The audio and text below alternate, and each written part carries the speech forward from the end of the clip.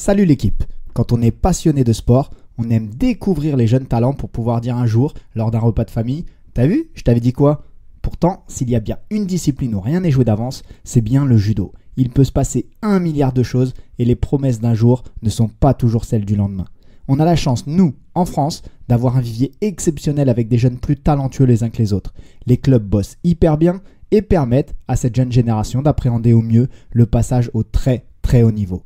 S'il y en a une qui n'a peur de rien et qui est en train d'écrire très gentiment son histoire, c'est bien Melkia Hochkorn. Considérée pour beaucoup comme la digne successeuse de Clarissa Agbenienou, elle a marqué les esprits sur et en dehors des tatamis en 2023. Inutile de s'emballer, mais tous les feux sont au vert et l'avenir semble radieux pour la pensionnaire de l'AS Shell Judo.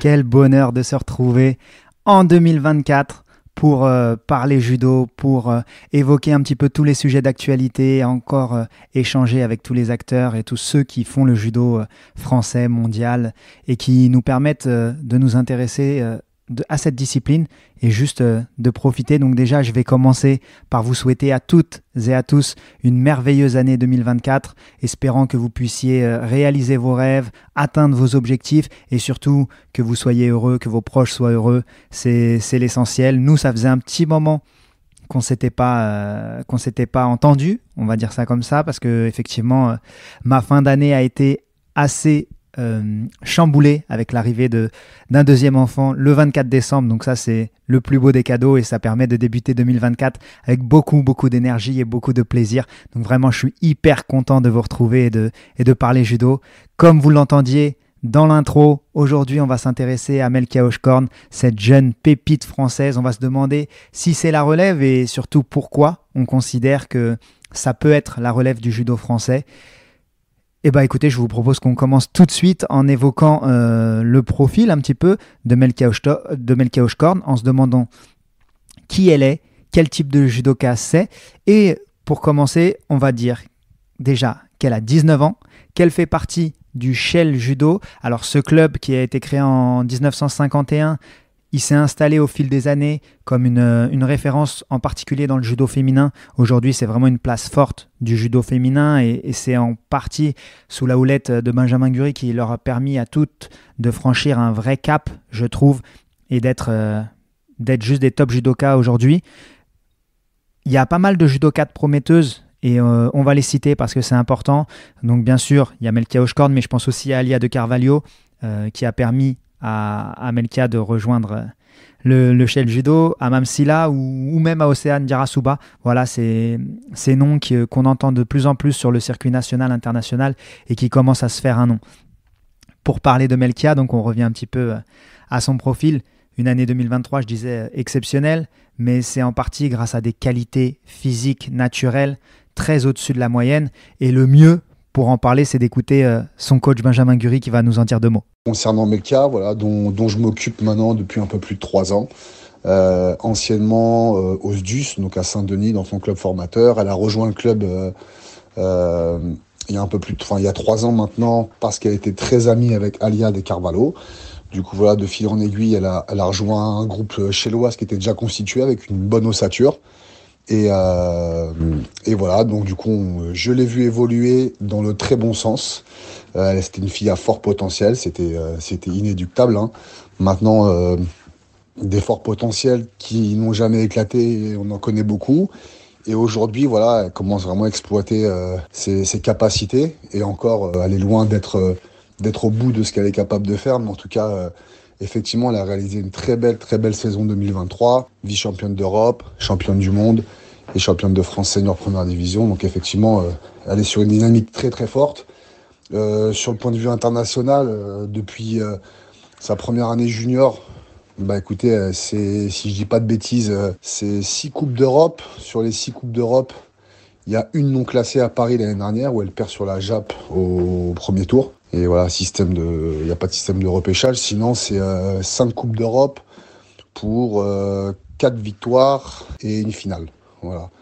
Donc le ratio, il est très bon au niveau international. C'est une fille qui est forte sur l'international, qui des fois, parce que la pression n'est pas toujours forcément gérée, voilà, elle peut être moins forte sur les échelons nationaux, on l'a déjà vu. Mais en tout cas, voilà, aujourd'hui, elle prend une belle tangente et effectivement, son potentiel laisse espérer des choses bien plus grandes. Voilà, donc maintenant, il faut travailler parce que le très haut niveau, c'est encore autre chose. Mais en tout cas, le potentiel est là, clairement. C'est une fille qui a un physique naturel, on va dire hors norme, qui a une force naturelle sans la travailler, qui est droite, qui a une posture, qui est gainée, voilà, très athlétique. Et puis en termes de judo, c'est quelqu'un qui a eu une bonne formation, étant jeune, donc elle sait faire du judo et elle apprend très vite. Donc je pense que effectivement, ça peut laisser présager de belles choses. Voilà, donc Benjamin Guri qui a souligné cette importance de ses qualités physiques naturelles, donc comme on disait, avec une puissance hors du commun. Elle est vraiment très très très puissante. Elle monte la main droite très très fort. Elle arrive à bien bloquer tout ce qui est attaque d'épaule. Elle est assez dynamique, assez vive pour contrer ça et les bloquer. C'est vraiment très très très bien. Elle travaille bien dans les jambes, surtout quand elle est en croisée. Ça aussi, c'est une vraie plus-value. Donc, elle a un judo vraiment diversifié. Et Benjamin Guri n'est pas le seul qui souligne cette puissance et ses facultés naturelles, physiques. On va écouter tout de suite sa coéquipière. Je pense que ça lui fera plaisir de l'entendre. C'est Martha Fawaz, donc membre du PSG Judo, moins de 57 kilos et qui va nous dire ce qu'elle pense du judo de Melkia Hochkorn. Au niveau du judo, moi, ce qui me vient tout de suite, c'est vraiment sa force hors du commun. Genre, Melkia, sur le papier, elle est plus petite que moi, mais au niveau force, voilà, c'est elle la maman, enfin, clairement. Et oui, les avis sont unanimes, donc Melkia Hochkorn est juste une force de la nature et c'est vraiment très appréciable et ça promet pour l'avenir. Je vais, moi, juste féliciter ce club de Shell Judo qui bosse vraiment extrêmement bien et qui permet à tous ces jeunes judokas de se réaliser, de s'épanouir pleinement dans leur pratique, dans leur discipline. Et ils peuvent se construire vraiment une personnalité judo, une personnalité aussi dans la vie de tous les jours. Et l'un ne va pas sans l'autre. L'un est indissociable de l'autre. Donc ça, c'est vraiment bravo à eux parce que le travail est vraiment très, très, très bien fait. En ce qui concerne les résultats de Melkia Hochkorn, comme on disait, année 2023 exceptionnelle, et c'est pour ça qu'aujourd'hui on en parle, parce que c'est un sujet d'actualité. Melkia Hochkorn, je vais m'arrêter, je ne vais pas faire tous les résultats, mais je vais m'arrêter sur 2 résultats en particulier. Le premier, bien évidemment, c'est son titre de championne du monde junior, exceptionnel, donc c'est magnifique, superbe résultat. Elle s'est fait peur tout au long de la journée, parce que Melkia Hochkorn a aussi des axes de progression, et en particulier, selon moi, ses entames de combat. Les entames de combat, c'est quelque chose que Melkia, je pense, peut améliorer. Elle a de temps en temps du mal à rentrer dans le combat et ce qui va entraîner en fait des pénalités pour non-combativité. Elle se met donc en difficulté et elle réagit toujours, mais je pense que si elle arrive à gommer ça, elle peut passer vraiment à un step supérieur et ne pas se faire peur, comme on dit, parce que même sur ces championnats du monde, sur les entames de combat en début de compétition, voilà, ça n'a pas été exceptionnel et on sent qu'elle a mis un peu de temps à rentrer dans la compétition. Est-ce que c'est la pression? Est-ce que c'est juste le temps que le corps se réveille? Je ne sais pas, mais en tout cas, important de bien débuter ses combats et ça, on sait qu'elle peut améliorer ça. Pareil, elle a de temps en temps cette nonchalance qui va entraîner une certaine passivité. Et on sait que pour les seniors, en tout cas quand elle va vraiment... elle est de plus en plus sur le circuit senior et elle va être de plus en plus sur le circuit senior. Donc, elle va être confrontée à ce genre de situation où si elle est trop passive, elle risque de se mettre en danger, encore une fois. Donc, cette nonchalance peut lui porter préjudice. Et il me semble, si je ne dis pas de bêtises, que Benjamin Guri est d'accord avec moi. Voilà, elle a encore des gros axes de travail, à savoir la régularité dans sa façon de s'entraîner, Voilà, c'est des fois il y a des semaines bonnes, des semaines moins bonnes, parce que justement la tête ne suit pas toujours encore. Voilà, elle a des particularités psychologiques, on va dire, elle a une personnalité qui est assez atypique, et que des fois elle se ferme comme une huître, et quand elle se ferme, il est difficile d'en obtenir quelque chose.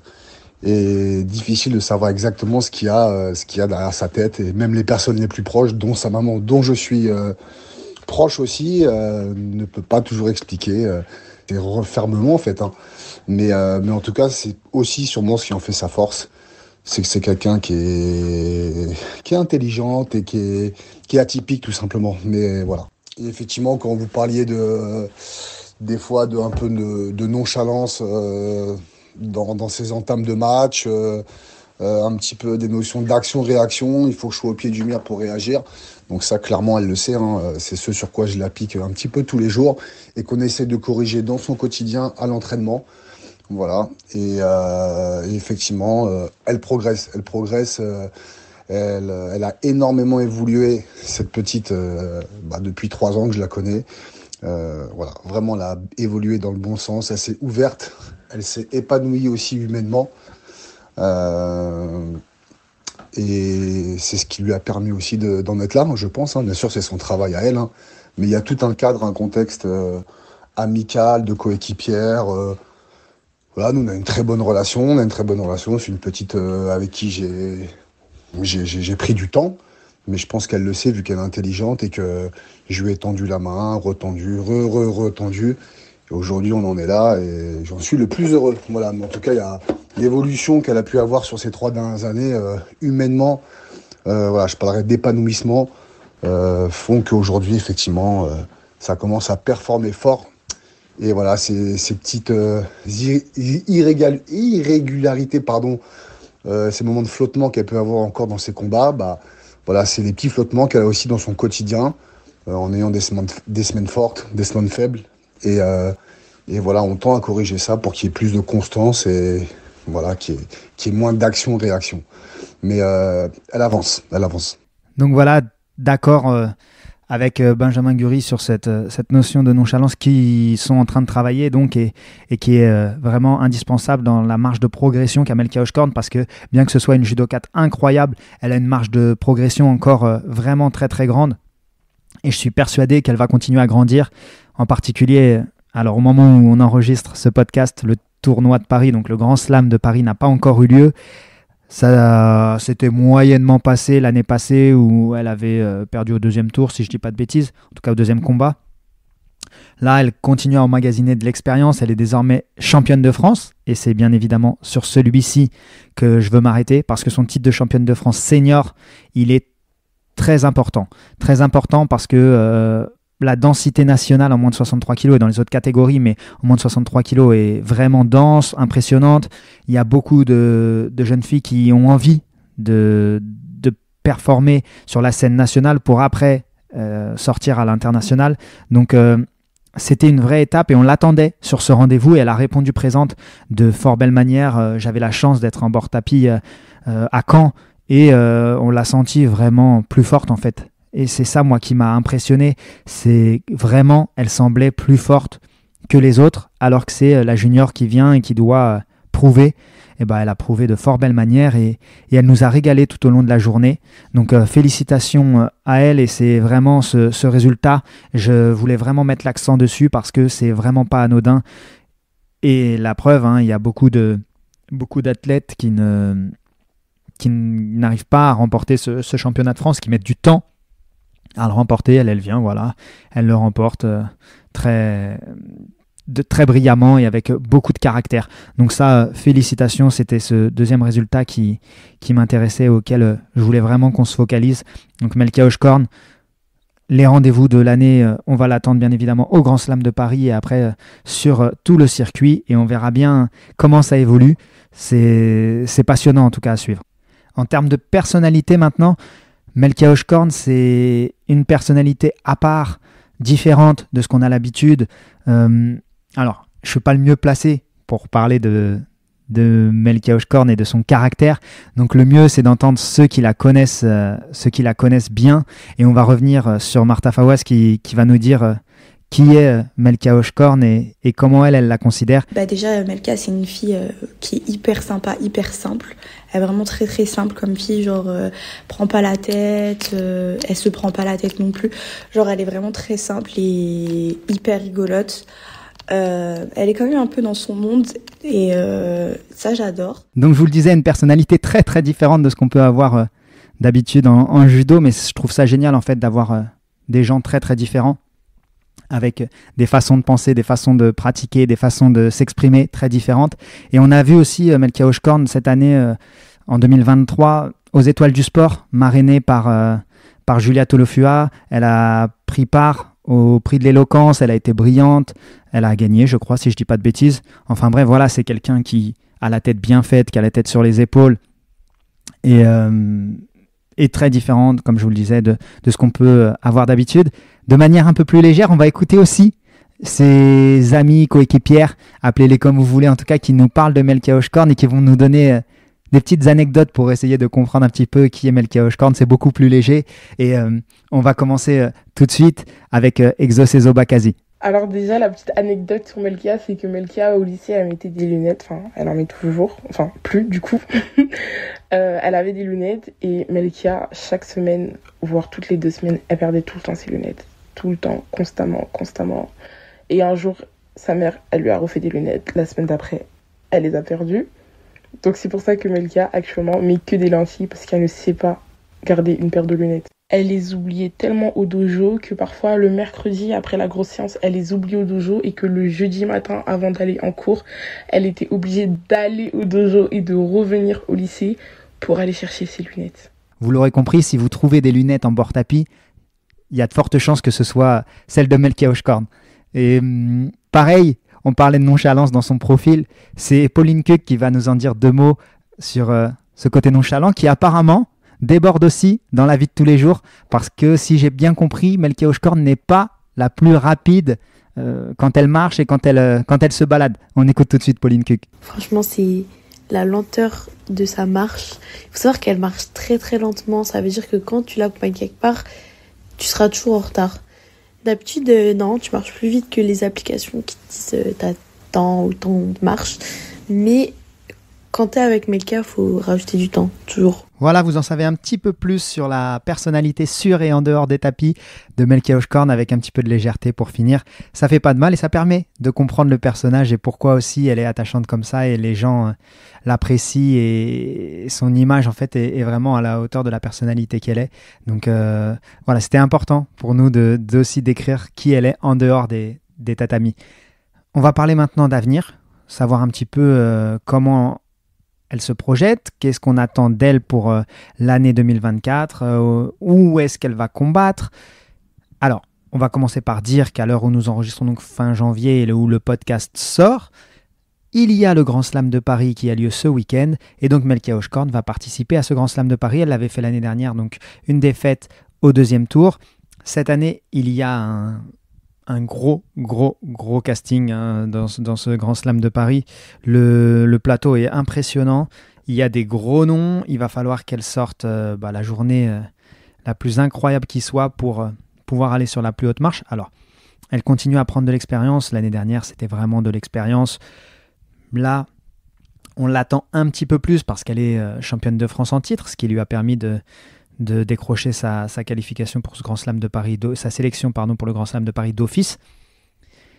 Donc là, maintenant, les gens vont commencer à l'attendre. C'est plus la petite junior qui fait ses combats en senior pour prendre de l'expérience. Non. Là, c'est la championne de France en titre, la championne du monde junior qui passe en senior. Donc, les gens vont forcément commencer à l'attendre et il y aura un petit peu plus de répondants en face. Elle sera peut-être même mieux étudiée de la part de ses adversaires.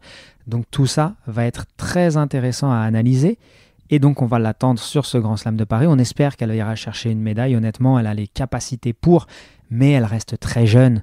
Il ne faut pas non plus brûler les étapes et il faut qu'elle continue à emmagasiner cette expérience nécessaire pour après être beaucoup plus solide dans les grands rendez-vous.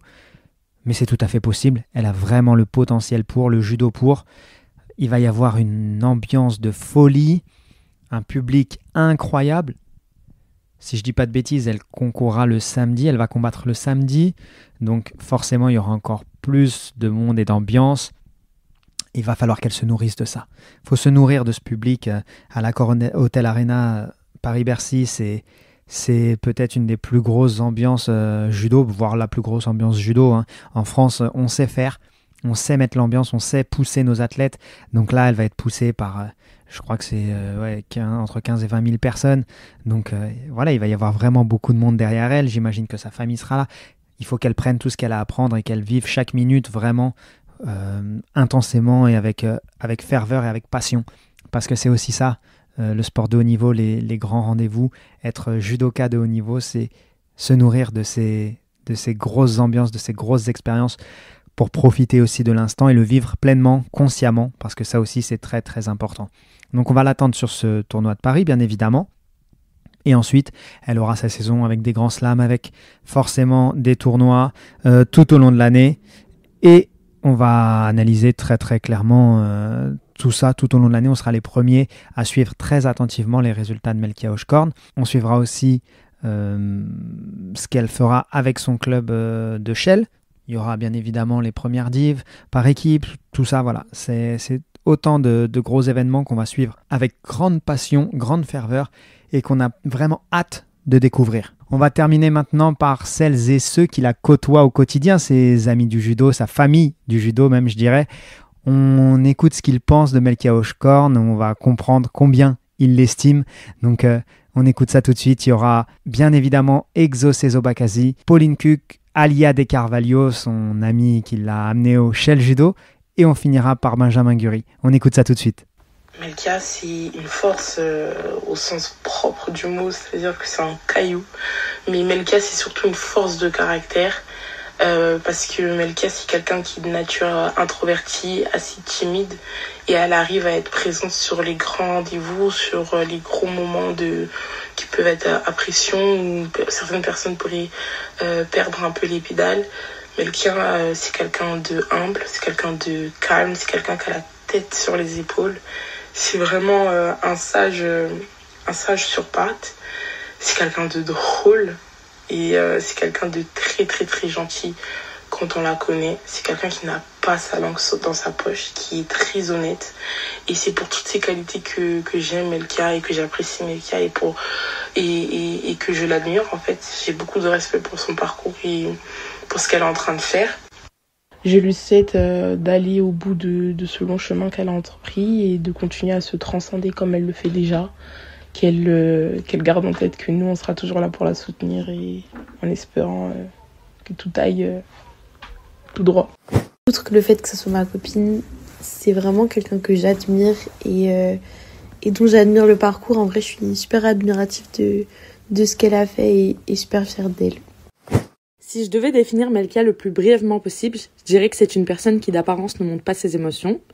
Je dis ça dans le sens où, à moins de la connaître, quand on la voit, c'est juste une fille qui fait sa vie et qui n'aime pas se plaindre. J'ai une petite anecdote. Avant les championnats du monde qu'elle a remportés, elle est tombée malade et elle vomissait, ce qui lui a fait perdre du poids. Mais malgré ça, elle s'entraînait comme si de rien n'était. Ce qui a fait croire au coach qu'elle simulait quand elle a demandé à aller à l'hôpital. Mais derrière cette façade, Melkia est une très bonne amie avec un grand sens de l'humour. C'est une amie avec qui on peut rire et s'amuser. C'est aussi une très bonne confidente avec qui on peut parler de tout sans se sentir jugé. C'est d'ailleurs pour tout cela que c'est l'une des plus belles rencontres que je me sois faite grâce au judo. Quelqu'un de simple et humble, qui a eu une très bonne éducation et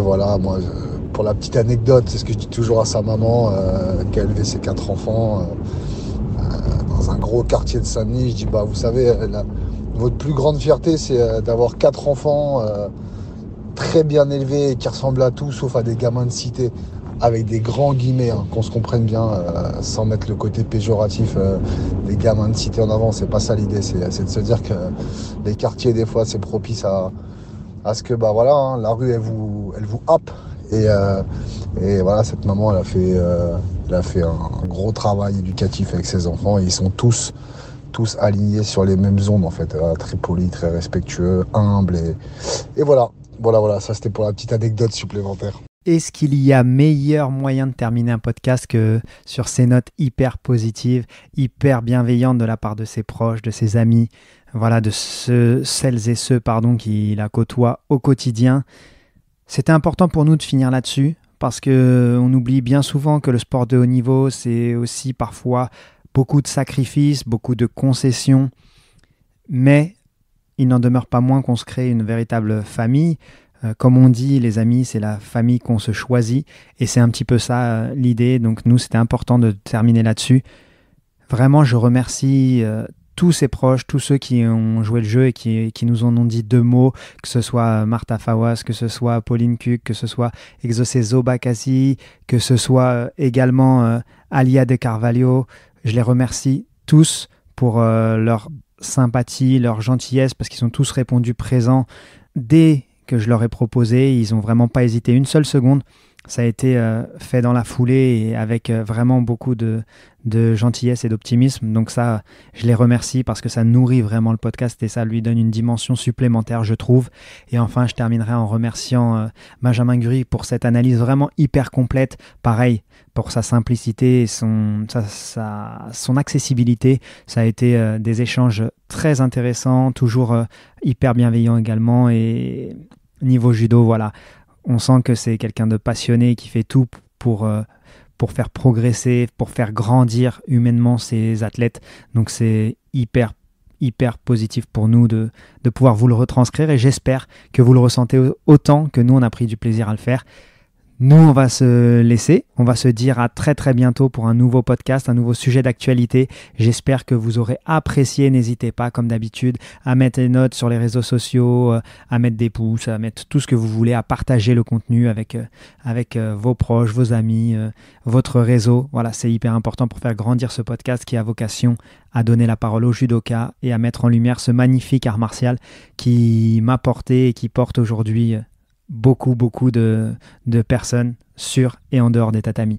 Donc merci beaucoup et à très bientôt. Je vous dis à bientôt sur 10e Dan. Ciao.